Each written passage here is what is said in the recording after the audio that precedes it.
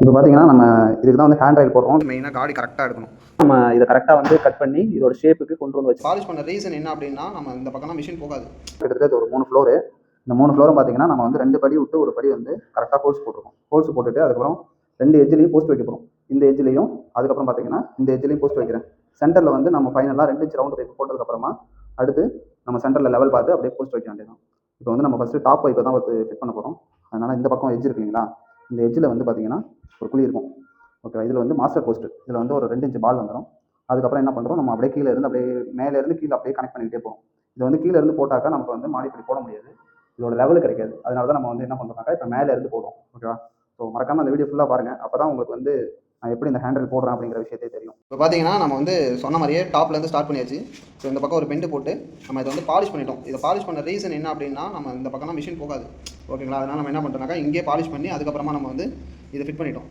பார்த்தாவே தெரியுதுங்களா? கரெக்டாக வந்து அந்த எட்ஜில் வந்து காடி எடுத்து அதையும் வந்து வெல்ட் அடிச்சுட்டு அங்கே வந்து ஒரு பால் போட்டாச்சு. ஸோ இதே மாதிரி தான் நம்ம கண்டினியூஸாக பண்ணுறோம். ஓகே, பார்த்தீங்கன்னா இந்த பைப்பை வந்து நம்ம ஃபஸ்ட்டு ஃபிட் பண்ணுறதுக்கு என்ன பண்ணால், இதை வந்து மெயினாக காடி கரெக்டாக எடுக்கணும். ஸோ அந்த காடி எப்படி எடுக்கணும் அப்படிங்கிறத நான் உங்களுக்கு சொல்கிறேன்.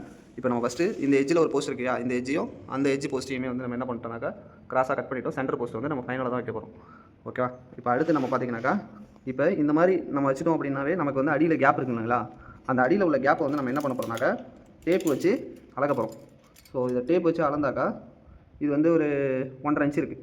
இப்போ இந்த 1.5 இன்ச்சை வந்து நம்ம டாப்பில் வந்து மார்க் பண்ணி நம்ம வந்து காடி எடுக்க போகிறோம். ஸோ கிராஸ் கட் பண்ணி அதுக்கப்புறமா நம்ம ரவுண்ட் ஷேப்பில் வந்து கட் பண்ணோம் அப்படின்னாக்கா நமக்கு வந்து காடி வந்து கரெக்டாக வந்துடும். இப்போ வந்து பார்த்தீங்கன்னா நம்ம இதை கரெக்டாக வந்து கட் பண்ணி இதோட ஷேப்புக்கு கொண்டு வந்து வச்சிட்டோம். ஓகேங்களா? வச்சதுக்கப்புறமா பார்த்தீங்கன்னா கொஞ்சம் மேலே அந்த மாதிரி கேப் இருக்கும். ஓகே, முடிஞ்ச அளவுக்கு வந்து கேப்பை வந்து இருக்கக்கூடாது. எஸ்எஸ் ஒர்க்கை பொறுத்த அளவுக்கு முடிஞ்ச அளவுக்கு கேப் இல்லாமல் இருந்துச்சுன்னா தான் நம்மளோட வேலை வந்து ஃபினிஷிங் இருக்கும், வெல்டிங் அடிக்கும் போது நல்லாயிருக்கும்.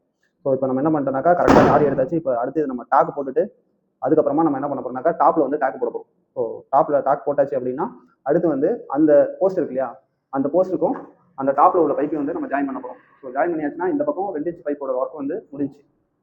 ஓகேவா? இது ஜாயின் பண்ணுறதுக்காக ஃபஸ்ட் ஒரு பெண்ட் எடுத்து நம்ம இதை மார்க் பண்ணி கட் பண்ணிட்டோம். அதுக்கப்புறம் இந்த பக்கம் காடி போட்டு தெரியுங்களா, இந்த பக்கம் வந்து பெண்ட் வந்து லாங்காக இல்லை, அதனால் நம்ம எக்ஸ்டெண்ட் பண்ணி பைப் எக்ஸ்டெண்ட் பண்ணி ஸோ இந்த பக்கமும் வந்து நம்ம வந்து பார்த்தீங்கன்னா காடி எடுத்து அதுக்கப்புறம் இதை வச்சு நம்ம டாக் வச்சிடறோம். ஸோ வச்சிட்டோம் அப்படின்னாக்கா இதோட கண்டினியூட்டியாகவே அப்படியே லைனாகவே போகும். ஸோ இதை முடிச்சுட்டு அதுக்கப்புறமா நம்ம என்ன பண்ண போகிறோம்னாக்கா முக்கால் பைப் வைக்கிறோம். பால் வந்து ஃபிட் பண்ணுறோம். பால் ஃபிட் பண்ணுறதுக்கு முன்னாடி பார்த்தீங்கன்னா இது ஒரு நெட் இருக்கும். இந்த நெட்டில் வந்து நம்ம என்ன பண்ண போகிறோம்னாக்கா ஒரு டாக் அடிக்கிறோம். டாக் அடிச்சதுக்கப்புறமா தான் இந்த பாலை வந்து மறுபடியும் திருப்பி வச்சு நம்ம எடுக்கிறோம். ஏன் அப்படி அடிக்கிறது அப்படின்னா, உங்களுக்கு வந்து யாராவது வந்து கையால் லைட்டாக திருப்பினாங்கன்னா திரும்பிடும். ஓகேவா? ஸோ அப்போ என்ன ஆகுதுன்னா நெட்டு வந்து உள்ளே போயிடும். அதுக்கப்புறம் நீங்கள் அந்த பாலை வந்து யூஸ் பண்ண முடியாது. மறுபடியும் என்ன பண்ணணும்னா புதுசாகவே மறுபடியும் கட் பண்ணிவிட்டு மறுபடியும் வேறு தான் இருக்கும். அதனால நம்ம என்ன பண்ணுறோம்னாக்கா அடியில் வந்து வெல்டிங் அடிச்சுட்டு அதுக்கப்புறமா நம்ம என்ன பண்ண போகிறோம், இப்போ இந்த பாலை வந்து இதில் வச்சு டாக் அடிக்க போகிறோம்.